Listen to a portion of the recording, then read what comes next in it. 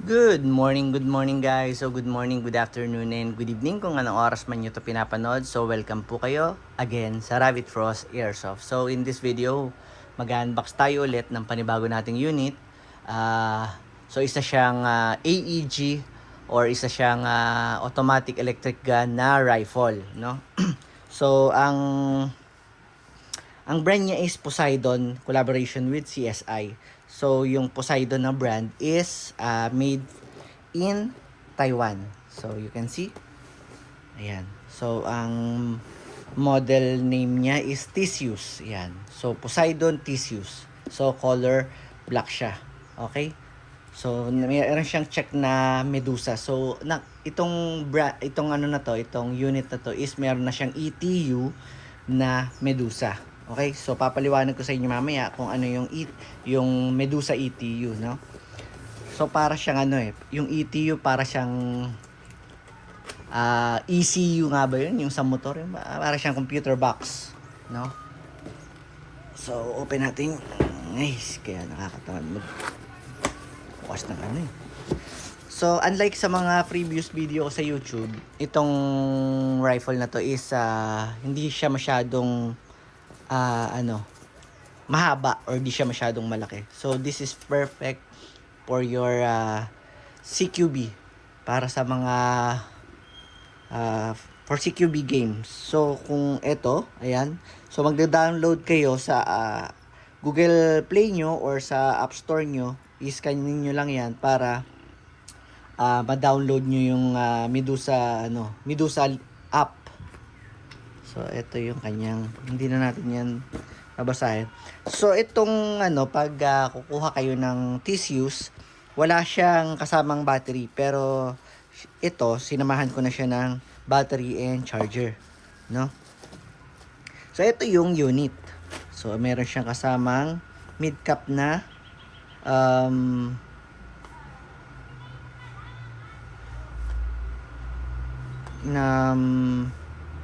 mid-cap na magazine. So yun siguro yung magazine capacity niya. So 5.56, so consider na 6mm BBs times 45. So siguro yun yung kanyang magazine capacity. Okay? And then ito yung unit. So mabigat pa rin pala siya. Kala ko magaan siya. Kasi kaya ko siya ano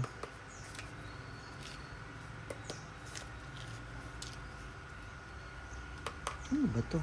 Bakit nakalagay sa specs parang, kasi kaya ko to kinuha kasi pag wala nitong kumuha, balak ko tong gawing personal unit. Kasi kaya ko siya kinuha, nakalagay sa specs is polymer yung receiver niya. Bakit ang bigat pa rin? Kasi yung iba ganito, yung iba gusto, karamihan, lalo na pagka bagong kukuha pa lang ng yung kukuha pa lang ng, kunyari, first time magra-rifle, ang hinahanap nila, full metal. Laging ganun Laging ganun sa mga newbie or basta, laging gusto nila full metal. Ngayon, kapag ikaw ay lumalaro na sa war games or nagbi-milsim kayo or CQB, maiisipan mong magpalit. Okay? Maiisipan mo rin siyang palitan. Kaya yung iba, full metal yung unit, di ba? Tapos, magugulat ka, magpo-polymer sila ng receiver, tapos okay, magpo-polymer sila ng handguard. Kasi, yung mga full metal po, sobrang bigat, tapos nagtatakbo kayo, nakakangalay. So, ito, kinuha ko siya, kasi kaya ko siya kinuha, sabi sa specs is, ito, parang ramdam ko, polymer siya. So, pag polymer plastic po yun, hard plastic. Pero bakit ganun? Ang bigat pa rin niya. So, eto yung unit. Ganyan yung itsura niya. Yan. So, meron siyang sight dito. Meron siyang mga railings dito for your accessory attachment. Pwede kang maglagay dyan ng red dot. Mga hollow sight. Yan. Tapos magnifier. Yan. Tapos dito rin, meron siyang rear na sight. Tapos adjustable for your windage and elevation. Tapos dito, ito rin, na-adjust din siya, windage and elevation. Okay? So, ganyan siya. Hindi ko siya mapakita ng buo kasi nga, kaya natatamad ako mag-vlog ng mga rifle kasi ang hirap. Wala kasi akong GoPro or ano. Ayoko rin namang, nahihiya kasi ako sa camera. Kaya ayoko magpakita ng mukha. Ayan. So, ito yung unit, ano. Yan. No guts, no glory. Poseidon Theseus. Yan. AEG. So, naka-fast trigger na. Ang kagandahan dito sa unit na to, sa out of the box, naka-standard na siya ng, kasi dito sa atin, sa Pinas, ang pinaka-maximum na pwede kang lumaro within rules and regulation, 450 FPS. So, pag lumampas sa 450, kailangan mong magbaba for safety purposes para hindi ka masyadong makasakit ng tao.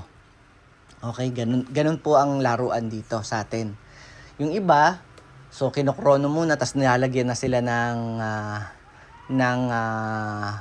cable tie para, tapos nilalagyan na sila ng markings, tapos bawal muna silang hawakan para hindi ka na makapag-upgrade.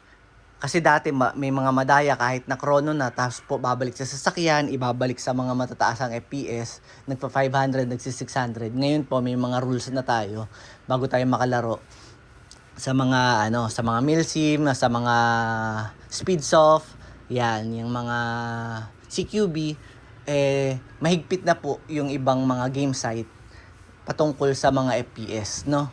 Kasi masyado, pagka nagsi 600 na kasi, halos ayaw nang lumabas ng tao kasi nga ang sakit nung unit nila. Yung mga ganon, hindi po sila sali sa laro, no? Ayan.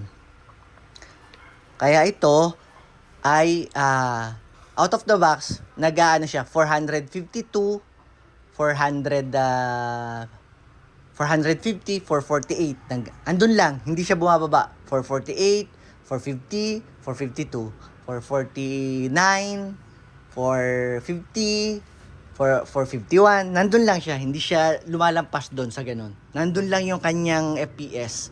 So, yung iba kasing mga ganitong pang CQB, nasa 380.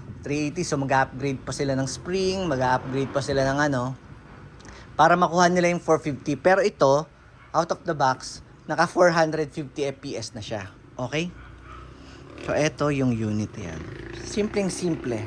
Yan.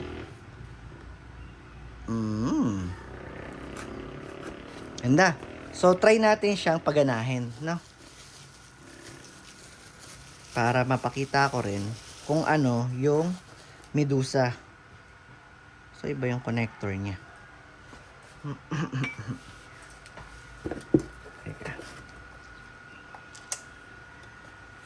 So, okay.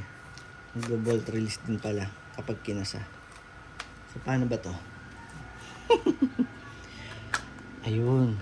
Wow. Pag pinindot mo, nag-automatic na nagre-release yung kanyang buttstock.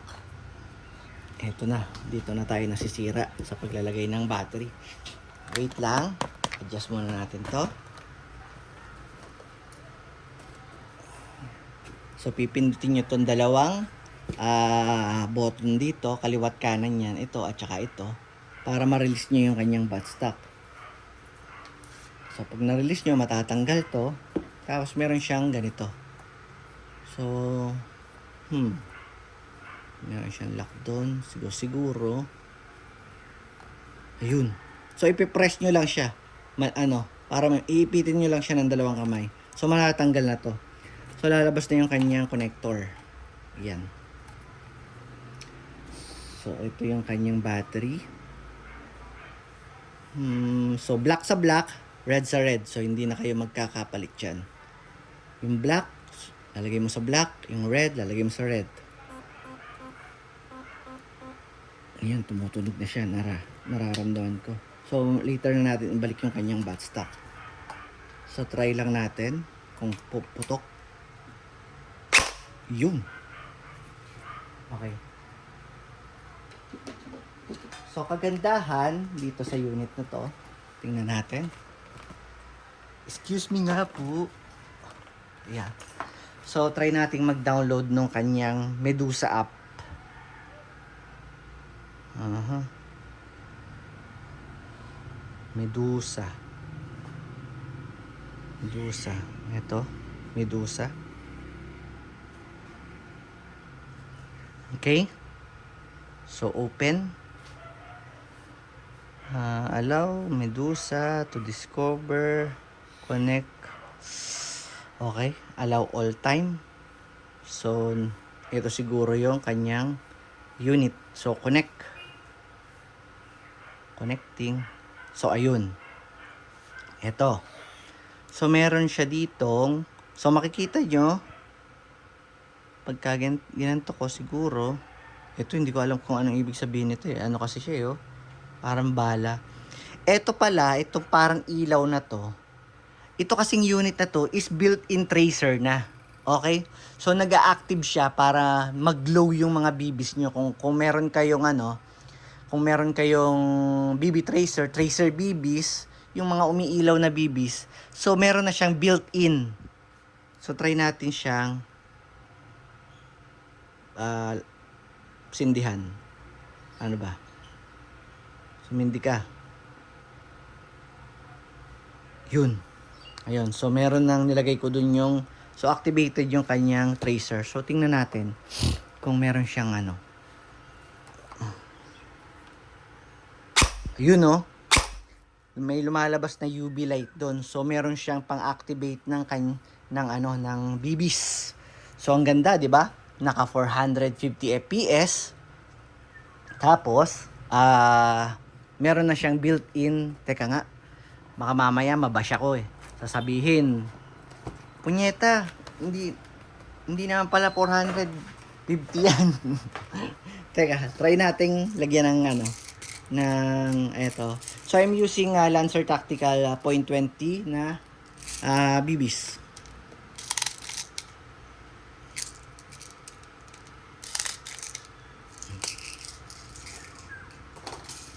So try natin siyang i-chrono. Where's my fucking chrono? Eto. Tingnan natin kung tama yung pinagsasabi ko dito.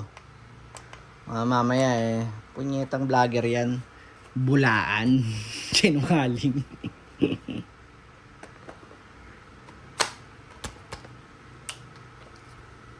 So, try natin siyang i-chrono. So, 00. Kita ba? Wait. So, 00. Try natin siyang chrono. Chrono check. 447. Diba? 445, 444, 461. Ba't ang taas nun? Lagot, hindi ito makakasali sa 450 pag 461. Okay, so medyo may cut yung video kasi mayroong dumating na na yung kumukuha ng tubig. Tubig po. Yung nagre-refill ng tubig. So, kailangan ko siyang i-cut. Kasi makikita sa video si kuya. So, anyway, nasa na ba tayo? So, nakita nyo, umabot pang, teka nga, ulit, meron ba bang bala? Ba't kasi naging 461? Kakasabi ko lang hanggang 450 lang Ba't ang taas? Parang tanga. So, wala na. Hanggang lang ngayon, 461. Ubus na yung ating BBs. So, okay. So, ano pa ba? So, nasa 461 o 450. 450 FPS. Tapos, out of the box. Tapos, meron siyang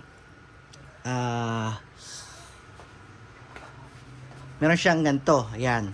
So, ito, napakita ko na sa inyo yung di ba? Yung, meron siyang nagkakapag-activate siya ng tracer. So, bukod doon, ayan, kunyari, for example lang eto, andyan siya. Tinukod mo siya dyan, ngayon, nakikipaglaban ka, ayan.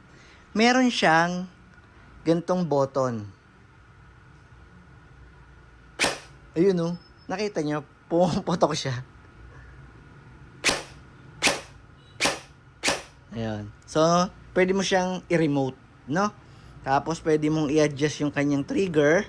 Yan, sensitivity. Tapos, itong sa Verse Fire, pwede mong, kahit hindi siya naka full auto, pagkalabit mo, pwedeng 5. Isang kalabit, 5 agad ang lalabas. Yun, parang yun yung pinaka-binary niya. Isang kalabit, 5 agad. Ayun, oh. Pwede ring isang kalabit, isa lang. Okay. Pwedeng 2. So, pwedeng 4. Okay. Pwedeng ayun, basta ganun. So, sensitivity, tapos dito makikita nyo rin yung inyong battery. Kung ilan na lang, kung malulobat ba. Ayan, ayun yung kanyang battery. So, medyo high-tech siya, di ba? So, dito rin yung voltage, yung temperature ng baterya nyo. Yung temperature ng unit. Ayan. So, makikita nyo dito kung ano yung mga nangyayari dito sa unit nyo. So, itry naman natin siyang lagyan ng tracer BBs kung talagang gumagana yung kanyang built-in tracer, no? Po-post ko muna, maglalagay muna ako ng o kaya wag na nating i-post kasi nag-post na ako kanina eh. Gawa nung magtutubig. So, nakita nyo may lumabas na bala. Ano lang po yun? Normal yun sa mga AEG. So, eto. Tingnan natin.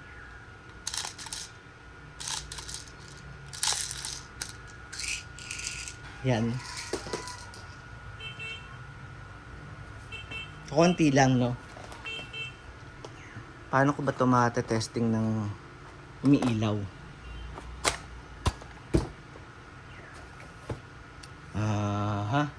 Wait lang. Papadilimin ko lang. So, wala akong makitang ibang place na medyo madilim kung hindi itong lugar na to. So, nakita nyo, ito yung kanyang settings. Yung parang araw na yan. So, pagka nakasindi yan, nakasindi yung kanyang tracer mode. Naka-on yung kanyang yung tracer. Pagka in-off mo, so, ayun yung off, ito yung on. Ang hirap naman i-on. Ang daling-daling patayin eh. Ang hirap i-on. Ayun. So, ayun, naka-on. So, try natin kung iilaw yung BBs, no? Wala akong ibang makakita eh. Dito tuloy ako sa So, try natin. Firing ng 0.25 na Infinity Custom na BBs. Ay. Why?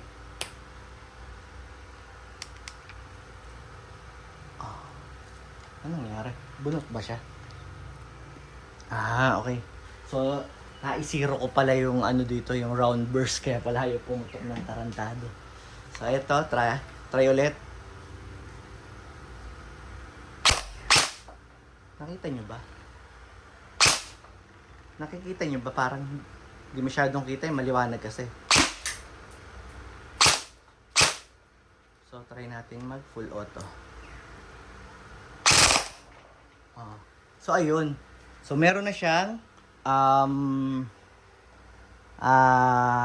built-in tracer. Naka 450 fps out of the box. Then, naka-polymer na yung kanyang receiver and kanyang handguard. So, sa mga talagang lumalaro ng war games, ito po, magaan, malakas, at saka meron na siyang built-in tracer. Okay? So, ayun lang. Ang pangit ng pagkaka-wait lang. So, dito natin tatapusin. Kasi ang pangit naman dun eh. May hagdanan. So, ayun lang. Maraming salamat. Muli po, ito sa Rabbit Frost Airsoft. Kung meron kayong katanungan regarding this unit at kung gusto nyong bumili sa akin or kung gusto nyo ng mga ganitong klaseng content, kung meron kayong katanungan, mag-message lang po dito kung saan nyo ito napapanood. I-click nyo lang po yung profile ko. Nandyan po yung bio ko, contact details ko, WhatsApp, Viber, Telegram, Messenger. Okay? Sa YouTube channel ko naman po, Rabbit Frost Airsoft sa YouTube channel. Marami po ako doon mga pinopost na unit. Mas marami po, dati parehas lang sila ng dami. Kaso itong Facebook ko is bago nga kasi nga na suspend yung una kong Facebook. So dito nag-upload ako ng paunti-unti. Dinadalangan ko, hindi pwede ditong ano kasi baka masuspend na naman. Gagawa na naman ako ng panibago. 'Di ba? Paki-like na lang po and subscribe sa aking YouTube channel, Rabbit Frost Airsoft. Muli po, maraming salamat. Thank you.